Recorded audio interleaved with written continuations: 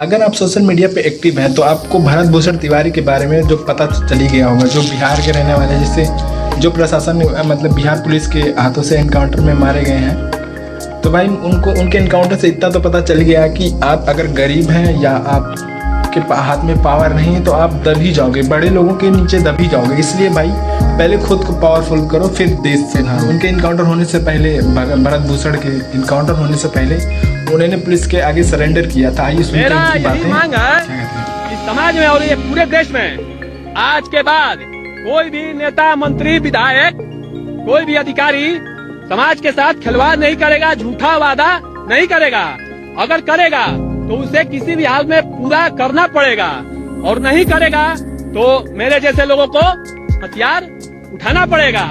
और दूसरी बात यह है कि हमारे समाज और देश में जो भी जहाँ भी जो कार्य होना चाहिए, हर गांव, हर मोहल्ले, हर शहर, हर कस्बे के लिए सामाजिक काम, विकास का कार्य, जिससे हमारा देश आगे बढ़े, तो उन सभी कार्यों को बिना किसी लापरवाही के साथ, बिना भ्रष्टाचार के साथ और बिना किसी कुछ भी गलत कार्य के साथ अच्छे से किया जाए, पूरी तरह से धरातल पे। इसमें क्या समस्या है? तो फिर शस्त्र डालने में मेरा कोई समस्या नहीं। जब मांगे मेरी जो पूरी होगी तो शस्त्र डाल दिया जाएगा, इसमें कोई समस्या नहीं है। और अगर इसके बाद इन लोगों ने कुछ छल किया या झूठ मूठ का कुछ ऐसा भी कुछ भी किया तो समाज और देश के लोग, आप समझना इसके बाद कि ऐसे लोगों का क्या इलाज करना है। अगर मैं जिंदा रह गया और ये सब मेरे साथ कुछ ऐसा गलत नहीं किया तो आऊंगा, तो फिर उसके बाद मेरे द्वारा भी छल ही सिर्फ किया जाएगा, सामने से युद्ध नहीं होगा। उसके बाद अगर छल करेगा तो छल ही होगा। इसी के साथ मांगे पूरी होने का संभावना अब दिख रहा है, और समाज में और देश में बदलाव आने का भी संभावना देख रहा है यहीं से। तो चलिए, हथियार रख दिया जाता है, लीजिए, भरोसा कीजिए, फेंक दें, रुकिए,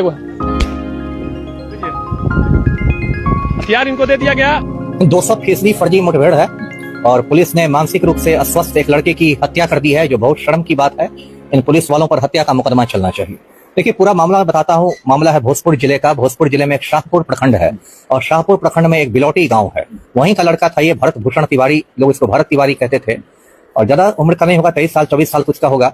और ये सामाजिक कार्यों में आगे आगे रहता था और ज्ञापन भी देता था, लोगों के पुनर्वास की भी मांग करता था, स्थानीय मुद्दों को उठाता था। गलती से ये हुई कि 1-2 रोज पहले इसने पुलिस पर पिस्तौल तान दिया। ये इसकी गलती थी। और मैंने वीडियो पर जो इसकी बातें सुनी, भरत तिवारी की बात, जिस तरह से वो बातें कर रहा था, उससे लग रहा था कि थोड़ा मानसिक रूप से वो मतलब अस्वस्थ है, क्योंकि वैसी बातें मानसिक रूप से कोई नॉर्मल व्यक्ति नहीं कर सकता है।